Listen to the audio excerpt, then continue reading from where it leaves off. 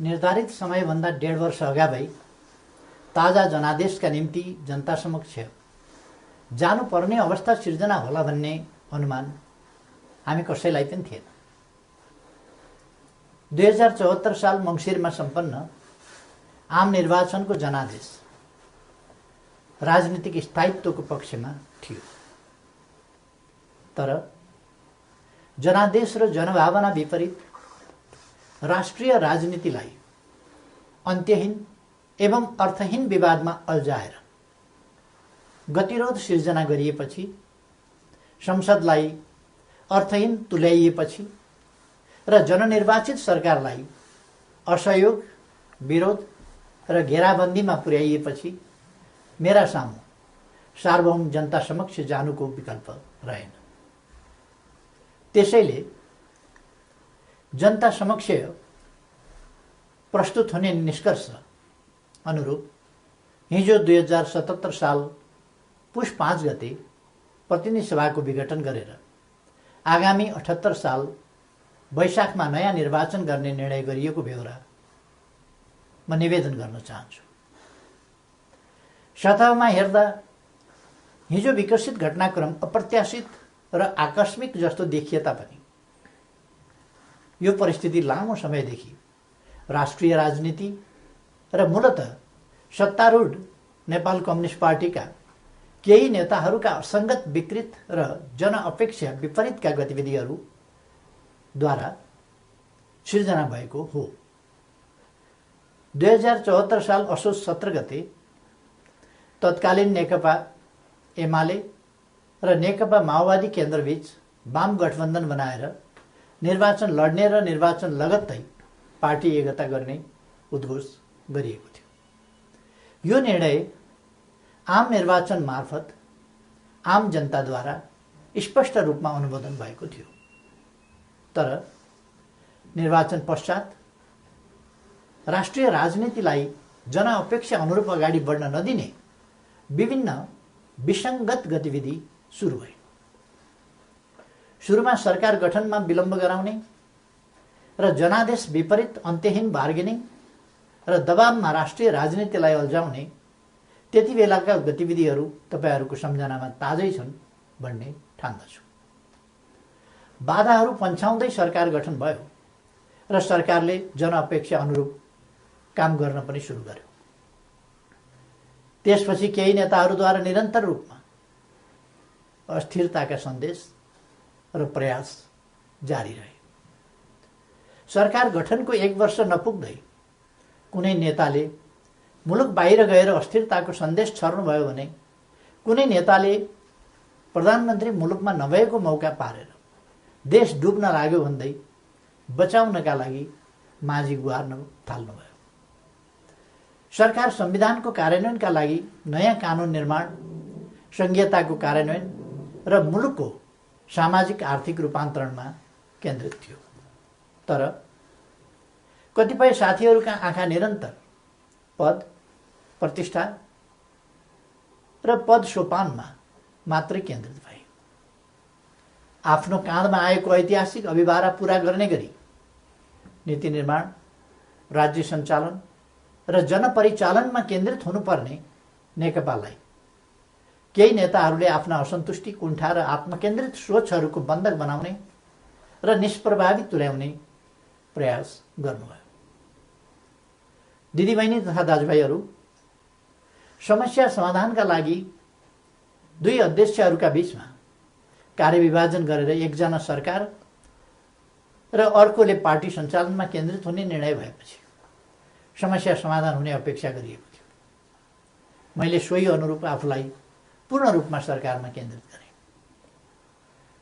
यसबीचमा party काम कति अगाडि बढ्यो, एकीकरणका बाँकी काम कति पुरा भए, महाधिवेशनको तयारी कति अगाडि बढ्यो र जनतालाई समस्या परेको बेला विशाल पार्टी पंक्तिलाई कति परिचालन गरियो। यसमा मैले केही भनिरहनु पर्ला जस्तो लाग्दैन, तथ्यहरू आफै बोल्छन्। तर सरकारलाई भने राम्रोसँग चल्न दिइएन। पार्टी घोषणापत्रको मर्म र समृद्ध नेपाल सुखी नेपालीको अभियानलाई हाँक्न सक्ने गरी योग्यता क्षमताका आधारमा मन्त्री परिषद पुनर्गठन गर्न खोज्यो भने आफ्नो र पराईका कित्ता काट गरेर टुङ्गोमा पुग्न दिइएन। महत्त्वपूर्ण संवैधानिक अङ्गहरूमा रिक्तता सिर्जना हुन थाल्यो, पूर्ति गर्न पाइएन। पछाडि परेका सामाजिक समुदायको हितका लागि विभिन्न संवैधानिक आयोगहरूको व्यवस्था छ, तर 2.5 वर्षसम्म पनि त्यहाँ नियुक्ति हुन पाएन। सरकारले दूरगामी महत्त्वका काम गरेको छ, प्रतिकूलताका बीचमा पनि मुलुकले महत्त्वपूर्ण उपलब्धि हासिल गरेको छ, युगान्तकारी काम सुरु भएका छन्, तर विपक्षी दलहरूलाई पनि उछिनेर केही नेताहरू सरकारको अनन्त विरोध र नकारात्मक मनोविज्ञान सिर्जना गर्न उद्धत भइरहनु भयो। सरकारले प्रस्तुत गरेका कतिपय प्रस्तावमाथि सार्वभौम संसदलाई छलफल पनि गर्न नदिइकन जबरजस्ती रोकेर राखियो। विगत केही महिना यता सरकार कस्तो कठिनाइ बीच काम गर्न बाध्य भयो र कस्तो घेराबन्दीको शिकार भयो भन्ने बारेमा यहाँहरू अनभिज्ञ हुनुहुन्न भन्ने म ठान्दछु।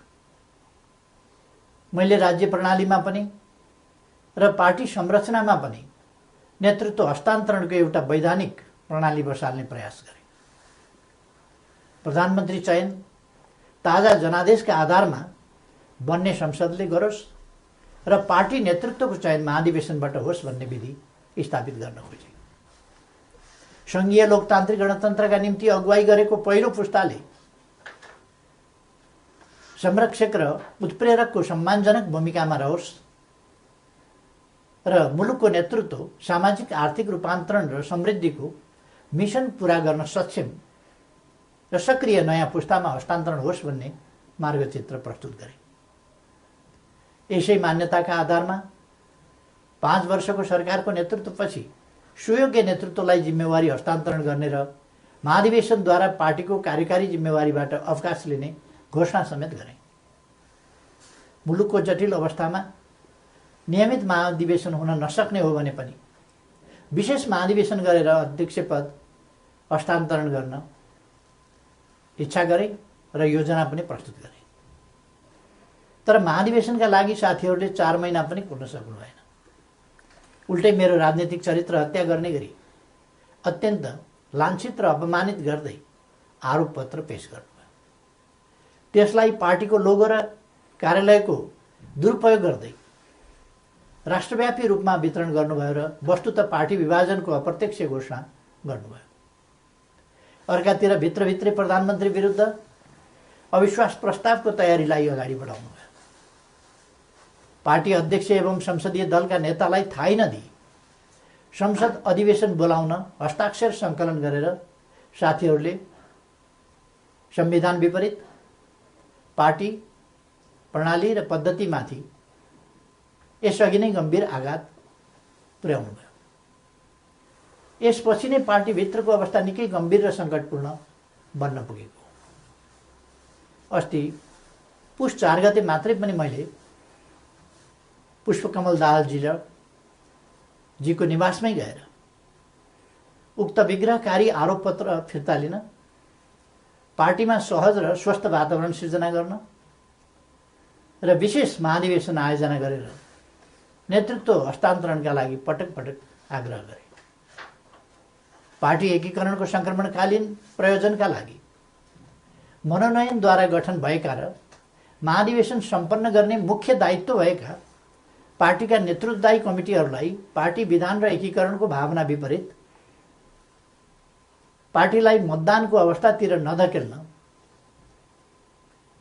र कर्तव्यको लिकबाट बाहिर नजान बारम्बार आग्रह गरे। तर यस प्रयासलाई मेरो कमजोरी ठानियो।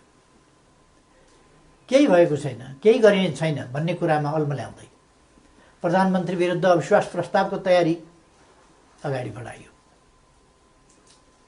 दिदीबहिनी तथा दाजुभाइहरू, सरकार विरुद्ध यसरी घेराबन्दी र दाउपेच गर्नुपर्ने जायज कारण के थियो र?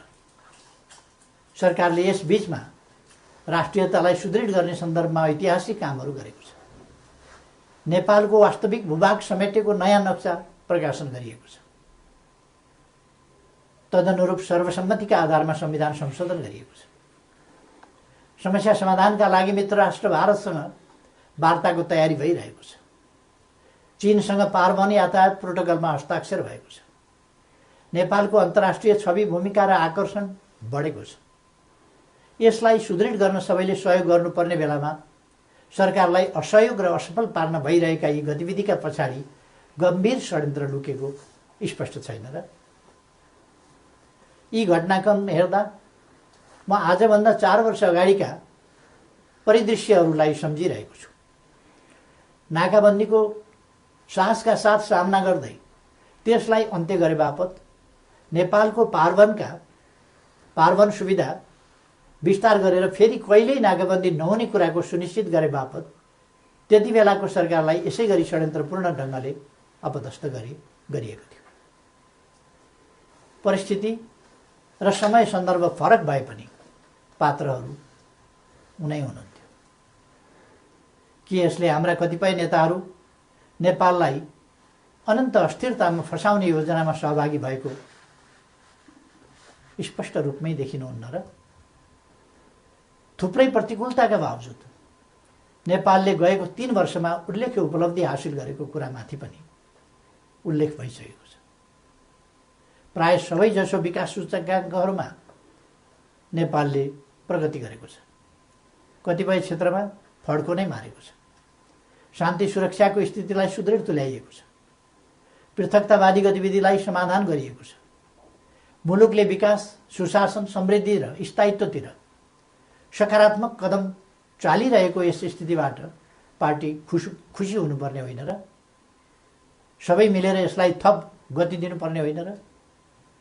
तर कतिपय नेताहरूबाट यसको उल्टो काम भइरहेको छ।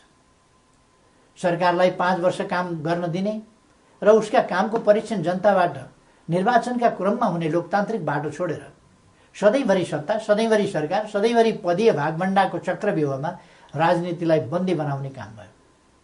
लोकतन्त्रमा सत्तापक्षले जनताको आदेशअनुसार काम गर्छ, प्रतिपक्षले नियन्त्रण र सन्तुलनको भूमिका खेल्छ। तर हामी कहाँ सत्तापक्षका कतिपय साथीहरू नै प्रतिपक्षभन्दा बढी आक्रामक, असहयोगी र षड्यन्त्रपूर्ण गतिविधिमा संलग्न हुने विडम्बनापूर्ण अवस्था सिर्जना भयो। आजको स्थिति विकसित हुनुमा कतिपय नेताहरूको गतिविधिको मुख्य जिम्मेवारी रहेको तथ्यलाई एका राख्नुपर्दछ।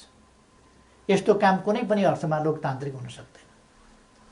दिदीबहिनी तथा दाजुभाइहरू, पार्टीलाई एकताबद्ध रूपमा अगाडि बढाउने, नेतृत्व हस्तान्तरणको विधि र प्रणाली बसाउने र पार्टी, सरकार र संसदलाई जनताको हितमा केन्द्रित गर्ने मेरा प्रयासहरूमा यसरी निरन्तर बाधा सिर्जना गरिए।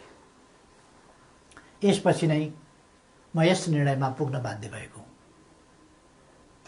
प्रतिनिधि सभा विघटन र नयाँ निर्वाचन मेरो रुचि वा छनौटको विषय थिएन। तर मुलुकलाई अकर्मण्य अवस्थामा राखिराख्नु उचित हुँदैन थियो। संसदलाई केही नेताहरूको स्वार्थको बन्धक बनाइराख्नु जनादेश विपरीत हुन जान्थ्यो। जनताको भावना अनुसार काम गर्न अगाडि बढ्नै नसक्ने स्थितिबाट मुलुकलाई निकास दिनै पर्थ्यो। जनअनुमोदित नेकपाको यस सरकारलाई आफ्नै दलका नेताहरूले काम गर्न नदिने र दलभित्रको कचिङ्गलले प्रतिनिधि सभालाई पनि शिकार बनाउने अवस्था अन्त्य गर्नै पर्थ्यो। यसै पृष्ठभूमिमा म नयाँ जनादेशका लागि सार्वभौम जनता समक्ष जाने निष्कर्षमा पुगेको हुँ। म अझै पनि विगतका सबै तिता पीडाहरूलाई बिर्सेर एकताबद्ध भई निर्वाचनमा सहभागी हुन कमरेडहरूलाई आग्रह गर्न चाहन्छु। निर्वाचनको घोषणाले पार्टी एकतालाई बलियो बनाउने अपेक्षा गरेको छु। पार्टी पहिलो शक्ति बन्नुमा, पार्टी एकता हुनुमा र पार्टीले विशाल जनसमर्थन प्राप्त गर्नुमा केपी ओलीको कुनै योगदान छैन। हामी पो निर्णायक हौँ भन्ने कमरेडहरूलाई पनि लोकप्रियता र क्षमताको मापन गर्ने यसले अवसर दिनेछ। प्रधानमन्त्री बन्न व्यग्र प्रतीक्षामा वा प्रयासमा रहनुभएका नेताहरूलाई पनि ताजा जनादेशले विकल्प दिनेछ। प्रतिपक्ष दललाई पनि आफ्ना एजेन्डा जनताबीच लैजान अवसर प्रदान गर्नेछ। निर्वाचन लोकतन्त्रको हातमा हो। यो सबैभन्दा उन्नत लोकतान्त्रिक अभ्यास तथा विधि पनि हो। जननिर्वाचित सरकारले काम गर्न पाउँदैन भने उसले पुनरावेदन गर्न जाने ठाउँ सार्वभौम जनता समक्ष नै हो। मैले यही बाटो अवलम्बन गरेको छु। पार्टीले मेरो नेतृत्वमा विगत आम निर्वाचनमा लडेको थियो। म पार्टी संसदीय दलबाट सर्वसम्मत रूपमा नेता चयन भएको थिएँ र त्यसै हैसियतमा प्रधानमन्त्री निर्वाचित भएको थिएँ। बहुमत प्राप्त दलको सर्वसम्मत नेतालाई काम गर्न नदिइएपछि बन्द कोठामा अनुचित र सिद्धान्तहीन सम्झौतामा अल्झिएर जनअपेक्षामा आँच पुर्याउनु मैले उपयुक्त ठानिनँ। जनतालाई फैसला गर्न दिनु नै सबैभन्दा लोकतान्त्रिक विकल्प हो भन्ने मैले ठाने। त्यसै पनि जस्केलाबाट सरकारमा छिर्ने र जनमतको उपहास गर्ने अलोकतान्त्रिक चरित्रप्रति मैले सधैँ विमति राख्दै आएको छु। दिदीबहिनी तथा दाजुभाइहरू, नेपालको संविधानले नेपालको सार्वभौम सत्ता र राजकीय सत्ता जनतामा निहित रहने व्यवस्था गरेको छ। राज्य सञ्चालनको अन्तिम निर्णयकर्ता जनता हुन्। जनताको यो सार्वभौम सत्ता, राजकीय सत्ता र निर्णय निर्वाचन मार्फत व्यक्त हुन्छ। जनताको अभिमत व्यक्त हुने निर्वाचनले लोकतन्त्रलाई थप सुदृढ र परिपक्व बनाउँछ। हाम्रो लोकतान्त्रिक प्रणाली नयाँ छ तर कमजोर छैन। मुलुक जनप्रतिनिधिविहीन अवस्थामा छैन।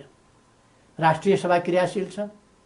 प्रदेश सरकार र प्रदेश सभा एवं स्थानीय सरकारहरू मुलुकको संविधान र कानुन अनुरूप आफ्नो तहमा राजनीतिक नेतृत्व प्रदान गरिरहेका छन्।